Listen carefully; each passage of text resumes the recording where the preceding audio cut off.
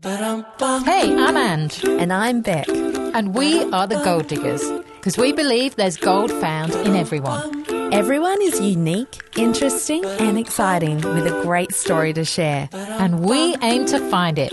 The question is, can we rise to the challenge and strike gold? Stay tuned to find out as we chat to today's mystery guest. Honey, you're my sugar. So this is how it works. One of us knows who the mystery guest is and the other one doesn't. And today it's Angie's turn to find the gold in our mystery guest, Danielle Volts. Welcome to the show, Danielle. Hi. Nice to meet you, Danielle. Nice to meet Looking you. forward to hearing all about you. Oh, thank you.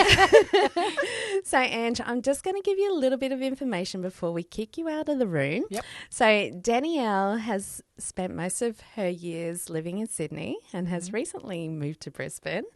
And she has twin girls, identical twins, don't you? Yep. Age 14, and has been with her partner for 17 years. Yeah. And is loving Queensland. I love it. Wow. Okay. And now I'm going to send you out good. of the room. Okay. So Angie's left the room. Now, Danielle, we've got quite a story to tell our listeners today of how we met. Yes, I guess we do. So a little bit you don't know before we met. So at the end of last year, my husband, and I do have his permission to share this story, so long as he said, so long as I make him sound heroic. So my husband, Tony, was carrying a concrete pillar thing weighing 100 kilograms on a slopey land, on our slopey land, and slipped and fell and injured his knee quite badly. And then a few weeks after that, he was on the roof and lifting up a very heavy compressor thing, slipped and fell on the roof and hit the same knee with a nail in it. So he was kind of put out of action for a bit. So even though I run businesses like my publishing business, over Christmas it got quite quiet. So I decided now Tony was, not able to work, I'd go out and find a retail job to help fill in some gaps in our family. And that's where you enter. Yes. So I found myself in an interview with you. So Danielle, for our listeners, Danielle is the regional manager of Triumph International for Queensland. Is that correct? Yes. Yes. Triumph lingerie, not the motorbikes. Not the motorbikes, no. I don't know anything about motorbikes. No, my husband did buy me a Triumph motorbike T-shirt as a joke once I got the job.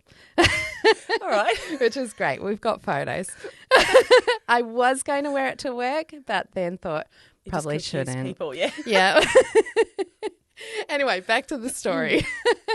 So you and I found each other in an interview in early this year, didn't we? It was, yeah, just after Christmas. Yeah. Yeah. And I remember you saying to me, you've been in retail for many, many years, but you've never loved a job as much as this one. Yeah, correct. Yes. Yeah. And there's so much more to bra fitting than meets the eye, isn't there? Yeah, absolutely. I mean, there's all different kinds of retailing, but bra fitting is exceptionally different because you're looking after women who are gained weight, lost weight, menopausal, pregnant. So they're all in different states of minds and you can really help them. And most women don't like bra shopping. So you can really help someone. So we're going to delve into that a bit today.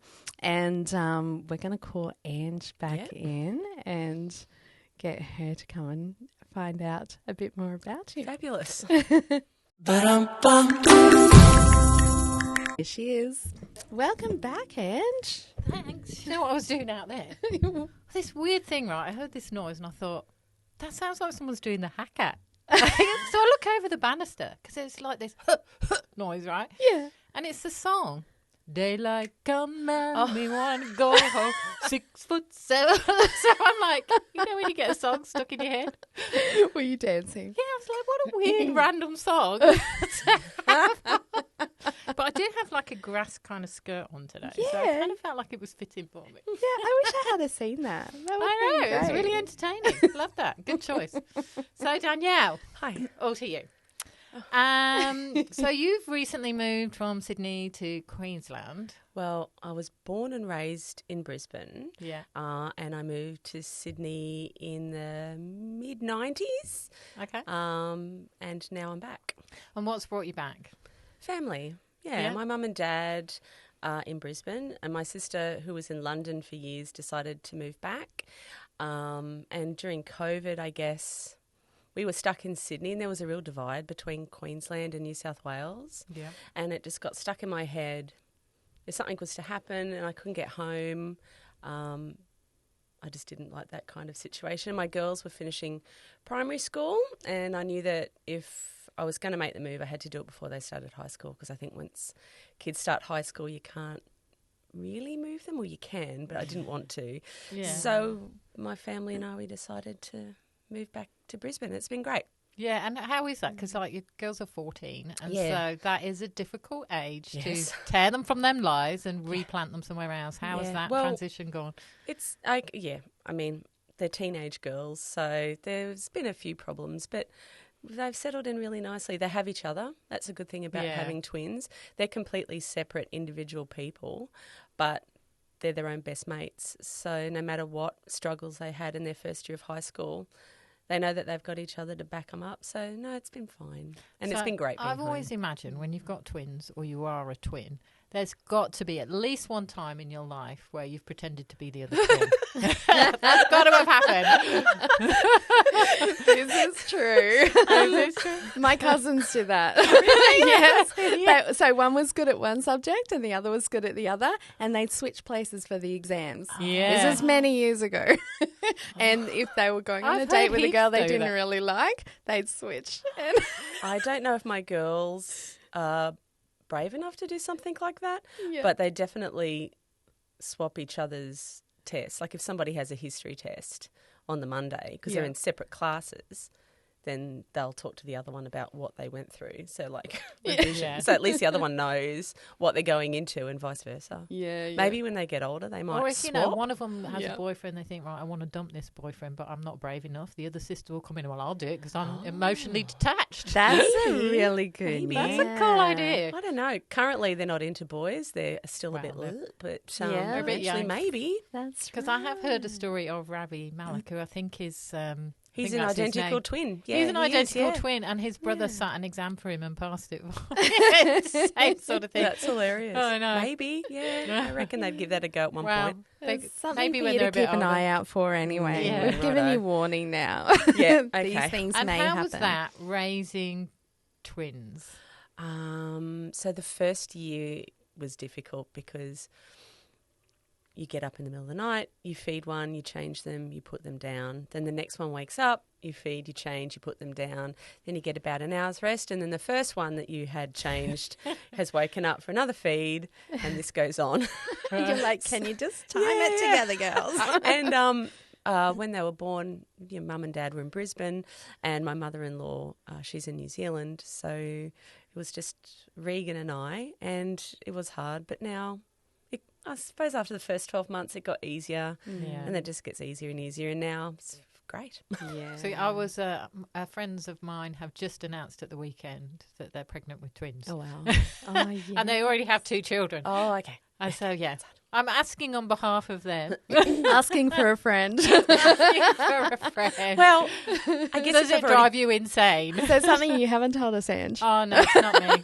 It's not one of those sneaky, I'm asking on behalf of someone else questions. I think Thank if you've goodness. had 2 already, you know what you're in for. So Yeah. you go in and you're sort of pretty organised. But Yeah. we had no clue. So the first 12 months was a bit of a struggle.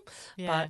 You were after really that- through- dropped in the deep end, weren't you? Yeah, because Yeah. we weren't. There's no twins in the family or anything. It just completely happened. Although I have been told that the older you get, the more likely it is that you can have identical twins. I was 35, almost 36 when I had the girls. Yeah. So, yeah. Well, it's funny because I always wanted twins, and because I didn't have twins for the first one, I just tried to fall pregnant really fast with the next one so they'd be kind of like twins.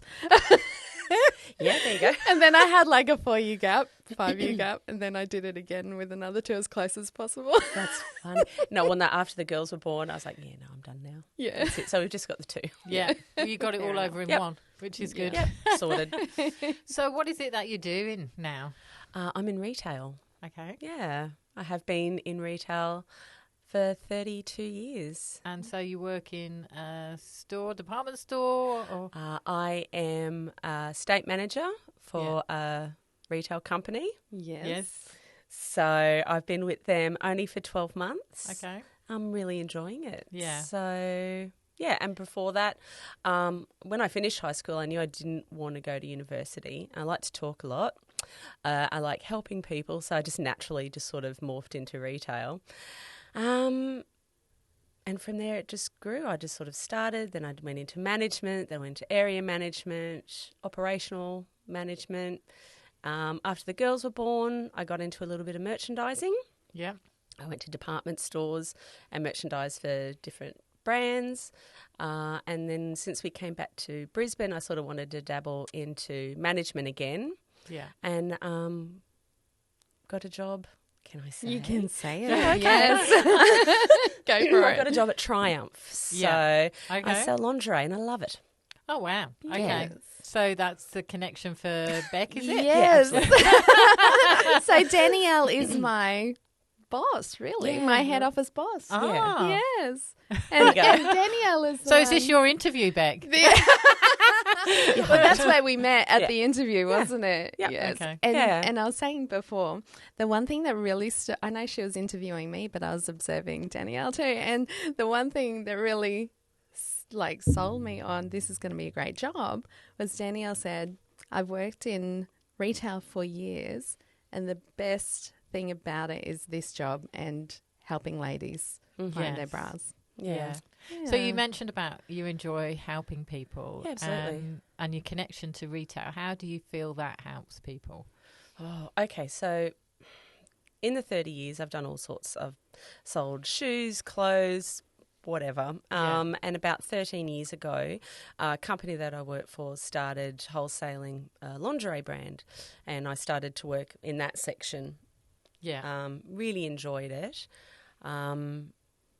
I realised suddenly there was this massive gap in the market for real fitting services. When you sell fashion, most women know what they like and what they don't like, what fits them, etc. But with bras, I reckon about 80% of people don't know what size they are, and they have one bad experience, and then it just goes on the downward slope, and then they never go shopping for bras again. Or if they do, they get the wrong size. So it's a real opportunity to really help people. And you're helping women sometimes in a really vulnerable situation. I was telling Rebecca before, you know, some women walk in, they've gained a lot of weight, they've lost a lot of weight, they're pregnant, they're teenagers who are just sort of starting to need a bra, they're sick, they've had cancer, they've lost, you know, some of their breast tissue. You don't know what walks in the door, and it's always great to be able to genuinely help someone. So when the job came up for Triumph, I just grabbed it. It's been great. I really love it. Yeah. Well, I can imagine, because I've been in a, bra fitting scenario, and the woman's in the changing room with you, and, it's a really vulnerable space for a woman to allow someone else into that space, and then, to be focusing on these areas of your body. It's really intimate. Yeah. Yeah. And so you must kind of have connection quite quickly with people. You do. I find that, being bubbly and being able to just whoosh past all of their problems sort of makes it easier for them. Like, you have a woman that's put on weight, she takes her top off. Essentially, she's naked, and she thinks that all you're looking at is her weight. And you've never met her before. Yeah. You don't know what she looks like previously. And really, all I look at is from, a certain point up. Yeah. And all I'm there is to help her. And I say to every woman practically, women are their own worst enemies. Yeah. Like so they look true. at themselves and they say, oh, look at this. But all I want to do is sort of help them find something. And when you do, and Rebecca knows, and they find something that fits, Yeah. it's great. Their face lights up and then they walk out the door and they feel so much lighter. And that's great. And that's the part of this particular job that I really love. And I think the right fitting bra even slims down your waist. Oh, it doesn't it? absolutely does. Yeah. And it gives you so much more confidence. So 90, you say 90%? Or was 80, it I reckon 80% of women just don't know. don't know and don't like bra shopping, so they just put it off. Yeah. And some of the bras that I see that women come in with, I'm just like, oh. Yeah. You know, they're like, oh, I don't think this fits. They take their top off and their wire is just sticking right into their breast tissue and you think, oh, crikey. And you often find you're actually a smaller size than you have been wearing, I've found. Yeah. Usually smaller in the back and larger in the cup, isn't it? Because a lot of women are wearing wires that are only halfway fitting, and that's what causes the discomfort, isn't it? Yeah, a lot of women get confused between the back size and the cup size. So they'll go up in the back to give more room around here. Yeah. And in doing that, everything just falls forward because they want to stop. And they think they're fat across the sides here, so they go bigger here. It just doesn't work, and they just don't know. And so no one's there to tell them. It just continues on and on. And they're utterly surprised, aren't they, when you get them into the right size. They want to hug us. They literally say, do you have women hug you? And some women just hug you. And it's actually... So I can imagine for like young girls when they're coming for their bra fitting, that's probably the most intimidating time.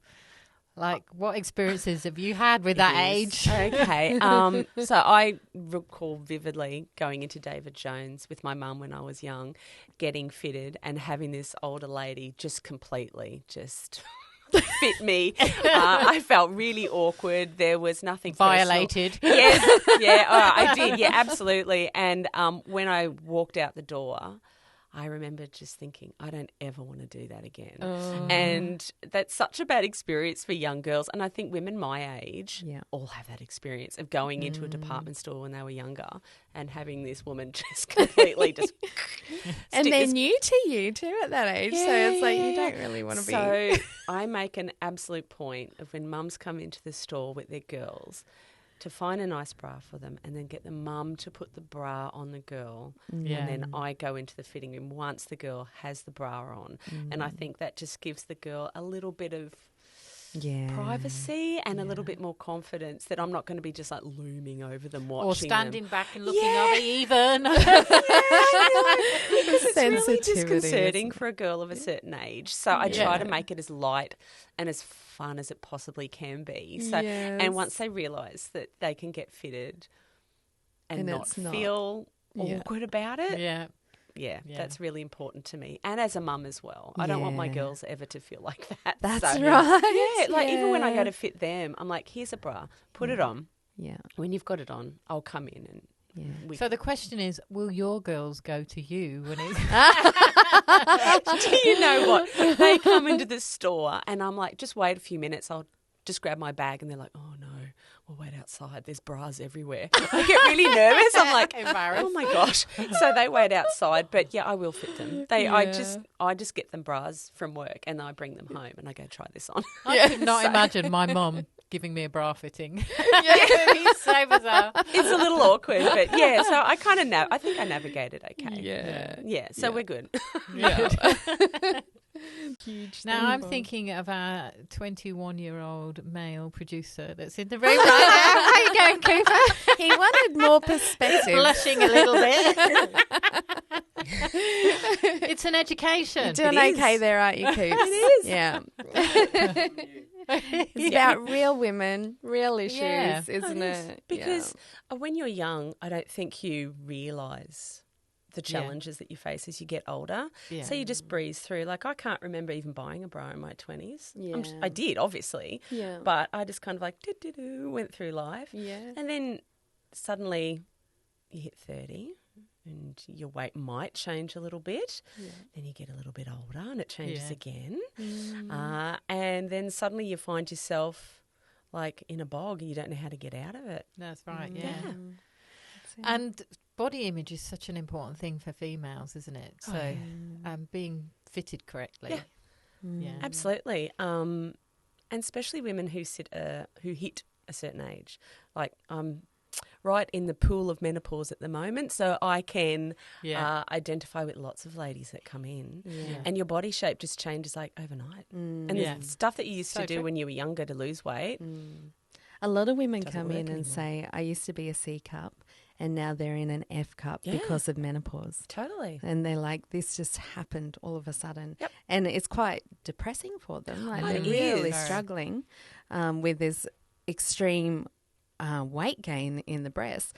But once you fit them, they're like, it's they're kind happy. of like the base of a structure. So once you get that all sorted out, like you can wear those tops that you didn't wear before and you just feel a little bit more confident. So no, it's great. I really just enjoy it. I think there's something nice to be said at the end of the day when you can go home and you know that you've really helped somebody. Just as simple as getting that a bra. would be rewarding. Yeah. That is. Yeah. So let's talk about your childhood then. What were you like as a young person? Were you studious? No, were you a tearaway? No, not studious at all. I wasn't rebellious, but I definitely wasn't studious. I knew when I started high school that I wasn't going to be, winning any prizes or becoming a doctor. I knew I always a talker. I was a class clown. So I think I used humour as a way to escape sort of situations. I kind of just breezed through childhood. I don't know what to say really, but I got through high school fine. I've got a younger sister. My sister Monique is the more studious, quieter person. Kind of felt sorry for her growing up because I was so loud. She's a lovely, quiet one in the back. She counterbalanced you. Yeah. So I grew up in Brisbane, was born in the Mater. Went to Lord's Hill, loved it. I had a great childhood. And so when did you meet your husband? Oh, okay. So I met Regan in Sydney. So after high school, I travelled overseas for a little bit. And then when I came back, I moved to Sydney and started my career and met Regan probably later on. I was 33, I think, when he and I met. So, and he worked for the same company as I did. Nice. He's very similar to me, although he's very smart, although he's funny. I think it was his sense of humour. Sounds similar. We're similar like that, but he's heaps smarter than me. So he's in sales as well, is he? No, he's in IT. Right, yeah. So the company that he works for is a retail wholesaler. They've got a lot of brands under their umbrella, and sort of Regan takes care of all their point of sale, back office systems, that kind of stuff. Smart. Yeah. So what would you say is like your biggest passion in life? Now, I would appreciate probably family is that, but aside from that, is there anything personally that passionate or hobbies or anything that you pursue? Oh, no, do you know what? How boring you've interviewed this person. I've led a relatively simple life, I think. I loved travelling when I was younger. I would love to go back to travelling. Yes. Like when the girls are a little bit older. You mentioned you spent a bit of time overseas. Yeah, I did. So where was that? Yeah, I lived in London for a while. I worked at the English Teddy Bear Company on Regent Street and the Body Shop in Covent Garden for a while. Okay. Loved it. Brilliant. Yeah. It was heaps fun. Yeah. That's where you're from, Ange. Well, not from London, but I'm English, so I was in London earlier this year. I would like to go back. So passion, I would think, is to go back to travelling again. Yeah. I was listening to one of your podcasts and you were both talking about travelling to Italy, I think it was. That's Beck's desire. My mum is of an Italian background, so I would love to. I've been there, but I would like to go travelling again. Yeah. So, and obviously my passion is my family, my girls, watching them grow up, and I want to give them the best opportunities that they can have. Yeah, and are they very similar or have they got different interests? They are chalk and cheese. They look exactly the same. And I do feel sorry for them because they often get judged as being the same person, but they're not. Yeah. Rose is very much like me. She's sort of outgoing, funny. And Jean is a bit more quiet, bit antisocial. She likes to sort of just hang out with us. Yeah, she's the introvert, definitely. Yeah. Which is kind of like you and your sister, isn't it? Yeah. Absolutely. All over again. Yeah, it is. It's Mark too. But, they're great. And I love watching them grow up and become different people. Do they know what they want to pursue yet? No. They're just I don't 14. think so. They're just 4. Sometimes I ask them and they just go, I'm 14. Got no idea. I'm like, okay, fine. Most would say an influencer.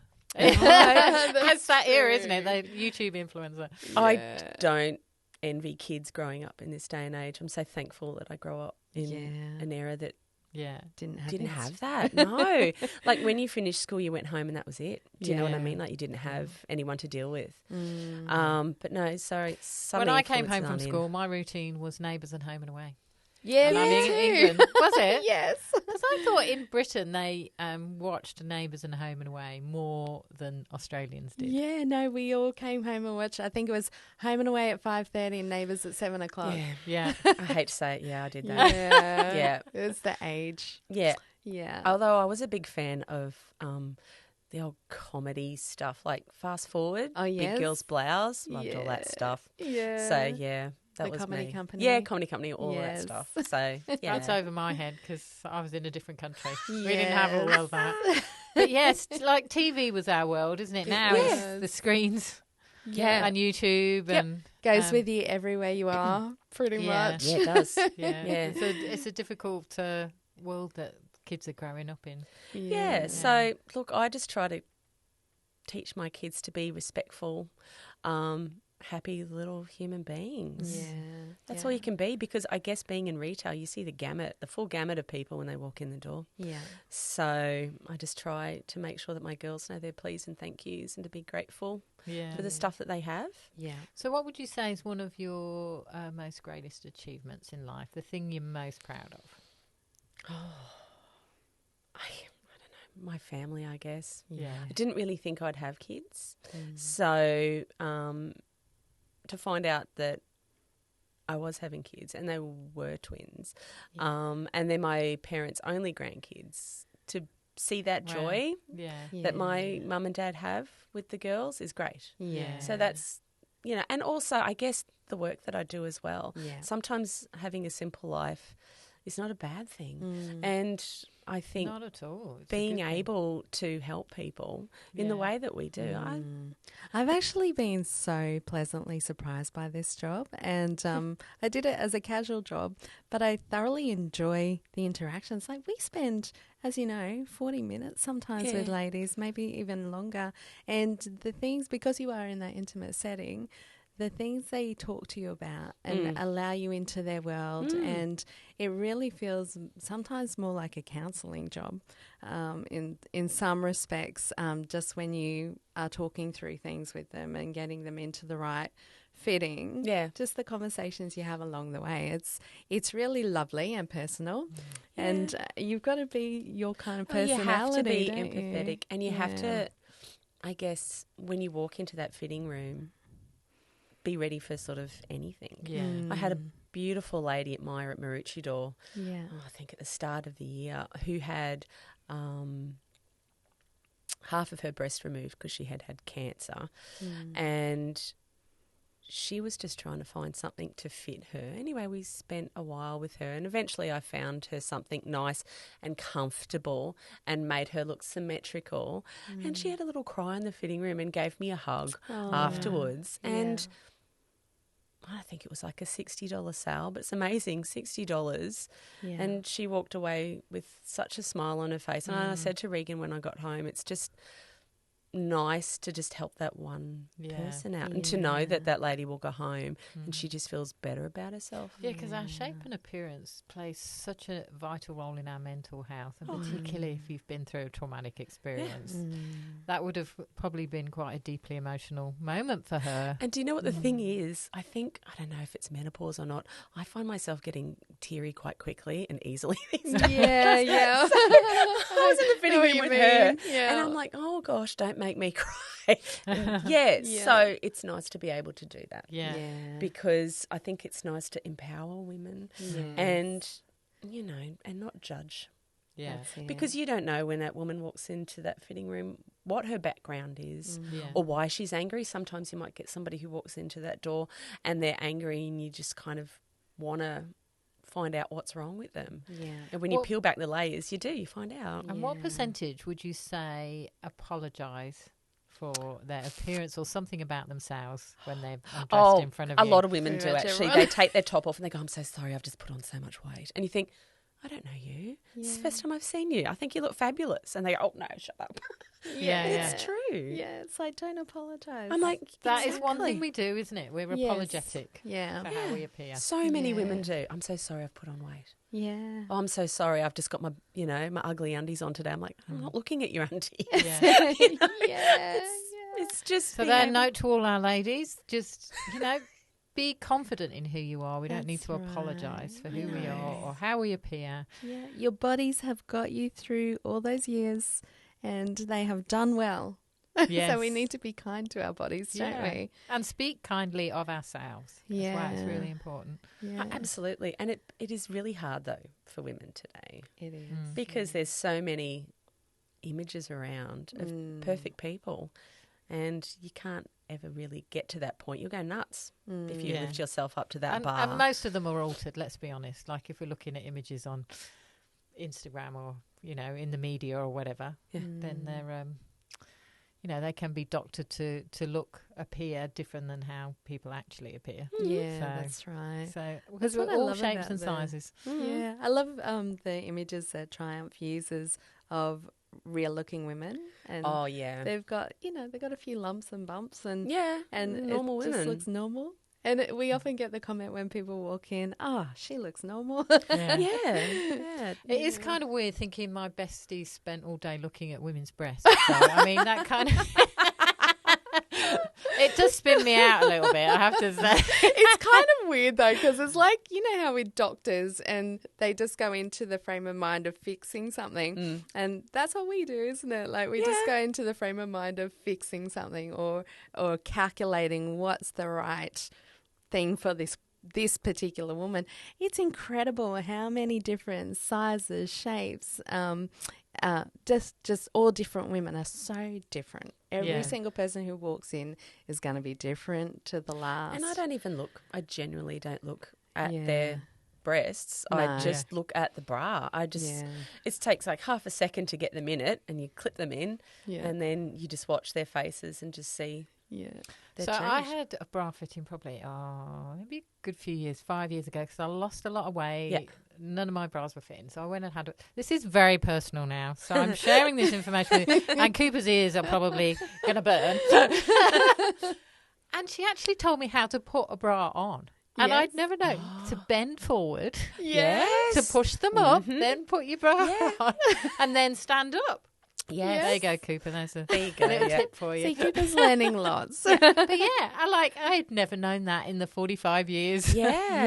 And to get your hand and lift it up and in. Yeah. Yes. Yeah. Well, obviously for a certain size, you've got to get your hand to sort of get you in there, but you've got to have the right positioning. And a lot of women don't know to adjust the straps. Yes. Yeah. And also to get that wire behind the breast tissue. Yeah. That is really important. And women are always surprised at, like, they say, I'm a C cup, and you put them in and you're like, no, you're not. Let's go back a little bit further. And then they're like, oh my goodness, I feel like I can breathe. That's the difference that makes. Yeah, I think there's a lot of misinformation out there, and women think that wire will cause breast cancer. As long as it's fitting properly. A lot of women, where, like Rebecca just said, the wire sits on their breast tissue, and that's where you start having all sorts of problems. But if it sits to the back where the start of your armpit is, it should be fine. So I encourage all women to go and get a fitting. To get properly fitted, and to know that when you walk in the door that there's no judgment. No, I don't care what you look like. I just want you to be happy and be in that right bra. That's why I love what I do, genuinely. So if you're in the Brisbane area, go and see Danielle at Triumph. Where are you located? So we have 4 locations. We have a shop at Carindale. We've got one at Harbour Town. Yeah. Down the Gold Coast. We've got one at the DFO airport, and we have one here at Sunshine Plaza. Yes. So where you'll find Beck. Where you'll find Rebecca. Absolutely. And our wonderful team. Yeah. Big shout out to Fiona Deb. Ali and Brooke. Oh, we've got a new girl, Tanya. Tanya, Yeah. yes. So before we sign off, I want to know, what was it that stood out to you about Beck? Do you know what? She has got a really caring vibe about her. When we sat down, she's softly spoken. She comes across really well. And I just knew that her personality would be perfect for that fitting room. So I think she comes across as really empathetic, and that's what you want, and just a really beautiful tone about her voice. So I think over the years that I've been in retail, I think I've sort of honed in what we need for each particular store when it comes to people, and Rebecca fits she ticks all the boxes. Yeah. Yes. So to reveal your goal, Danielle, is that you've just got this really warm, bubbly personality that puts people at ease. And I think your job is perfect for you, because it is a vulnerable space for women, and they need somebody that they can be confident around. And you obviously are that, and you've got a passion to want to help women and help people. And so you're in the perfect profession for that, but you can see your passion is also in your family, in your kids. And you say you've got this simple life. Do you know what? People are dying to have a simple life. That's true. And so many people's lives are complicated. And so you're a great example to people of, living for your family and living to help other people is really great fulfillment in life. So Absolutely. Yeah. So good. Thank So you. thank you for being with us. It's really great getting to know you. Thank you. Likewise. So great. And you juggle so many things, because being regional manager, you're looking after lots of things. That's okay. It keeps me busy, Yeah. which is what I like. You do it well. Thank do you. it well. So thank you for being here again. Thank you so much, guys. Cheers. Honey, you're my sugar. Wasn't that an uplifting podcast, Edge? No pun intended. Actually, no, I totally intended that Like, pun. you must hear stuff like that all the time. Oh, my Come on goodness. then, what do the family bug you with? Like, what jokes come your way? So Tony's dad, I heard every pun that you can think of. And then I had friends just texting me with these funny little puns about where I was working. But it's pretty funny. Fancy a cuppa? A decupper? I really feel like we got abreast of things. Yeah. Ba-dum-bum. But it is a little bit of fun around kind of a serious topic anyway, though. Yeah, no, isn't I it? actually really like the fact that she brought out the serious side of it and, the human part of that whole experience. Oh, yeah. It was so nice to know that this isn't just a job. Like, and for you, you must feel the same. This isn't just a job. This actually is you imparting into women their value. Yeah, and it actually requires a whole lot of sensitivity. I know we were just having a bit of fun with it, but it's a really sensitive topic. And even just talking with people about my job working there, they are, I guess, having their eyes open to the sensitivities around women and their body image. And it's such a thing, isn't it? Like, we really do focus a lot on how we look, and I love what she said, when women have to strip off in front of her and there's always an apology or something that we say, I've put on weight or I've lost weight. We're never satisfied, are we? We're actually so critical of ourselves. Yeah. Most women, not every woman, but most women, and myself included, I say, I could lose a bit of weight, or, but then you see women who come in and it's true, they apologise, and it's like, please don't apologise, because your body has got you to this point and you need to be kind to it. So it's really just encouraging women to own who they are. And be kind to themselves. Yeah. I also like the fact that it is a valuable thing. It's important to actually go and get professionally measured and fitted. Yes. And I think that's kind of one of those things we just don't see the value in, or don't think that we need to do it, or maybe it's on the bottom of our list of priorities. Yeah. But actually, I like what you were saying about like the underwire. bra and things like that, isn't there? There's got to be a right position for the underwire bra, and there's some risks if it's in the wrong position. And even just how surprising it is when you do get a woman in the right fitted bra, how elated they are. Like I said, they want to hug us. It's such a difference from wearing the wrong size bra to the correct size bra. You know what I just realised I just did? So for all our YouTube viewers, I was talking about, being fitted for a bra, and I'm actually, my hand positions were going there. I'm being rather animated, so. If anyone was watching us in the shop talking to the customers, there's lots of those animations going on. It's really quite funny, actually. I have to tell you this, actually. When Dara was small, he couldn't get the word bra out for some reason. He didn't understand what it was, and he just kept saying, "Oh, Mom, your booby pants are on the floor." You'd call them booby pants. I love it. It's I've honestly been so surprised. Like, I still am obviously fully involved in my publishing business, and that's main priority. But I was thinking about it, and when I'm publishing, I'm sitting in an office, not interacting with anyone. I'm just there with my computer and contacting people through email. But I think what's really kind of surprised me and delighted me about doing these few hours in retail is the interactions with people. And it's something I wasn't doing until I stepped out and took on this extra bit of work. And it's actually so rewarding.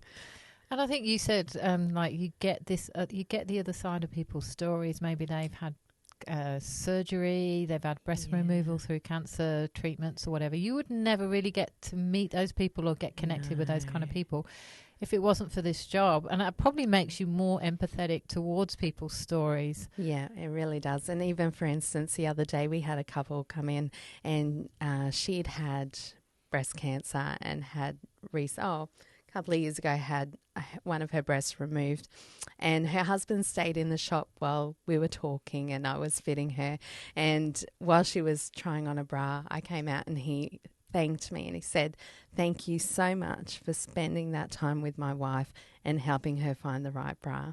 And it meant so much to him to see someone care for his wife, and that really touched me. I thought, wow, that was, you don't know how much it means to someone to be just looked after. A lot of women just want to be looked after, and that's what we do. So, well, there's a great tip for you men. Go and support your wife in getting a bra fitting. There you go. And if you don't want to be in the shop, we have some nice comfy lounges just outside. So that's it for today's podcast. You'll find us on all the major podcast platforms. The podcasts come out every Wednesday. We'd love to hear from you on our socials, the Gold Diggers Podcast. Tell us about your story, so we can find the gold in you. Easy as pie, lemon, apple or cherry. Loving you is so very sweet, sweet, sweet. How can it be such a piece of cake? And your smile is the icing. Loving you is a party. Honey, you're my sugar.